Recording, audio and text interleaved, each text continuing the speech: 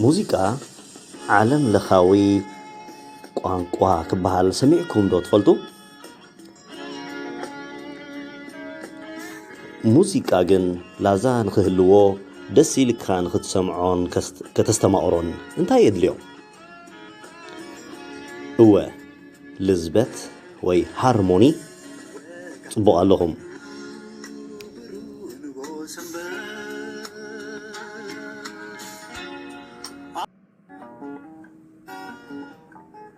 ከምዚ ትሽዓትየን ብሄራትና ሰሚረን ሃገራዊ መቐረት ዝህባ ልክዕ ከምኡ ድማ ዝተፈላለዩ መሳርሒታት ሙዚቃ ተዋሃይዶም ድንቂ ዝኾነ ደሃይ ሙዚቃ ናብ እዛና ይቐርቡልና።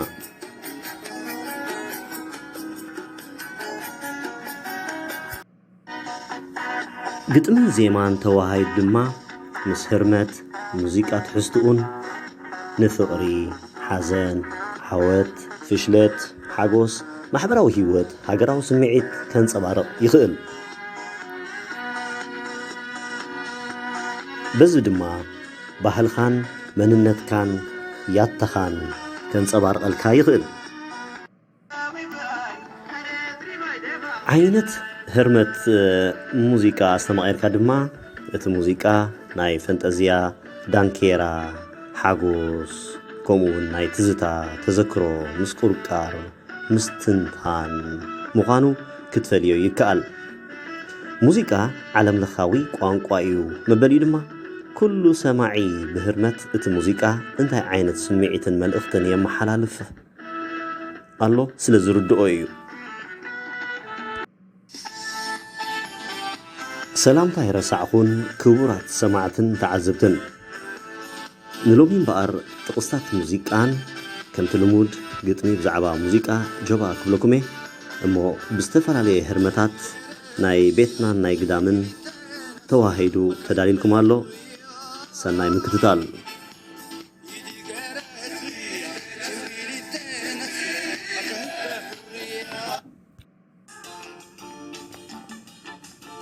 ሙዚቃ ካብ ጻት ናብ ጻት ሸፈንኡ ሰፊሕ መዓልታዊ ቃንኡ ዘቃልሕ ዶባት ዘይፈሊ ቋንቋ ዓለምና መመቀሪ ዘረባ መሳነይ ሓሳብና ንኽትሰምዖ ዝዕድም ውፅኢት ብልሓትና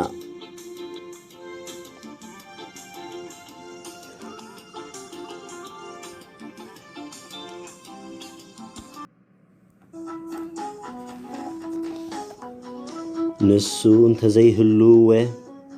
እንተዘይህሉ ጨው ምሳኣነት ህይወት መሓርፈፈ መንገዲ ናይ ዓወት ምደብዘዘ ብርሃን ፀሓይና ንመልክዕ ጥራይ ምኾነ ምእዛና ኣይ ምገለጽናዮን ሓሳብ ናይ ልብና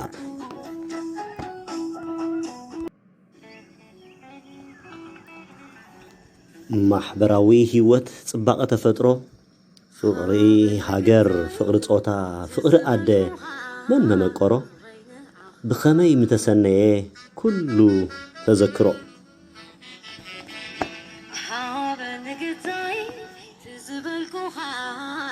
ሙዚቃስ እንቋዕ ሃለወ ባህላውን ዘመናውን ኢሉ ካብ ተዳለወ ንዛነ ተዘክሮና ንሐድስ ብማዕበል ካብ ፈነወ ሙዚቃ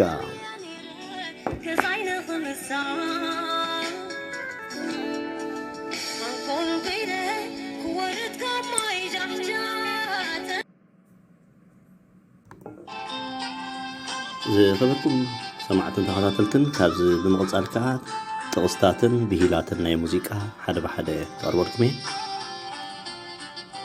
እቲ ጥቕስታት ብዙሕን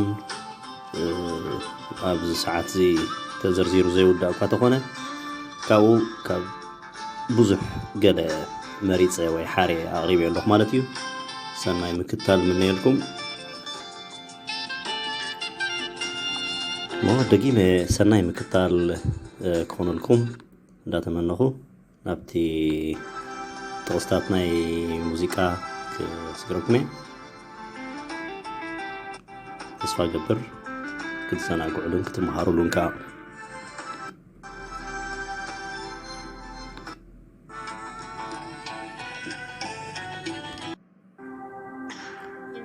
ሙዚቃ ክስማዕ ጸኒሑ ደው ወይ ጸጥ እንተበለ ንስኻ በዓልኻ ሙዚቃ ኢኻ። ፒኤስ ኤልዮት።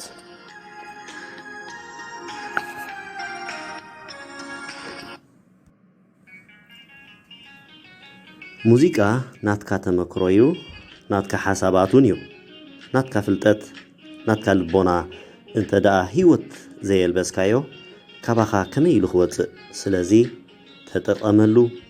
ስነ ጥበብ ዶብ ስለ ዘይፈልይ። ቻርሊ ፓርከር።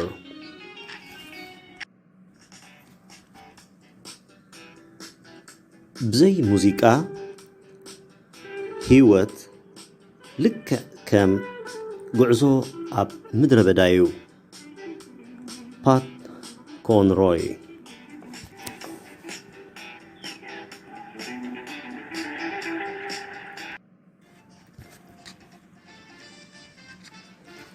ናይ ኣሕዛብ ታሪኽ ኣብ ሙዚቃኦም ይርከብ።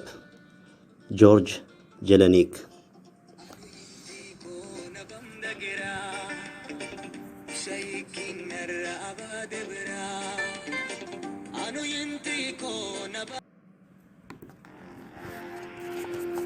እንተ ደኣ ክትከይድ ትኽእል ኮንካ ክትስዕስዕ ጸገም የብልካን።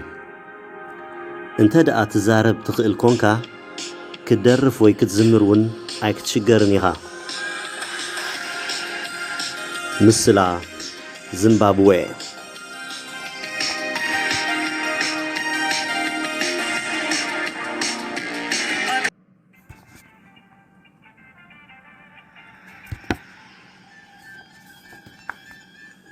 ሙዚቃ ቋንቋ ናይ ደቂ ሰባት ልቢ ወይ ትንፋስ እዩ። ጀፈሪ ላታም።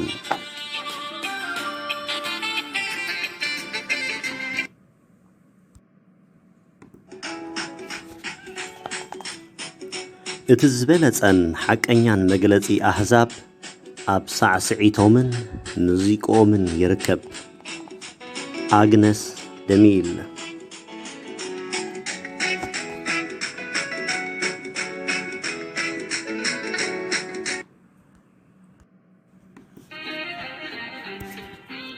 ሙዚቃ እቲ ልዙብን ፍቱውን ሓሳባት ዝግለጸሉ ድምፂ እዩ። ስቴፋን ጉስቲን። ሙዚቃ መፍትሕ ልቢ ጓል ኣንስተይቲ እዩ። ጆሃን ሶም። ሙዚቃ ነቲ ኣብ ህይወትና ዘጋጥመና ጋዕገልጠማት ዝኣሊ ወይ ዘጽሪ ውህብቶ ደቂ ሰባት እዩ። ሬድ ኡርባክሽ። ብዘይ ሙዚቃ ህይወትና ኣብ ሓደጋ ወይ ጌጋ ማእተወት። ፍሬድሪክ ኔፖ።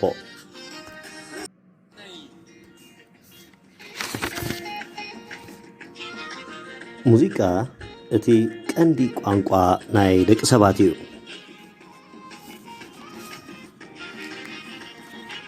ጀፈሪ ላታም።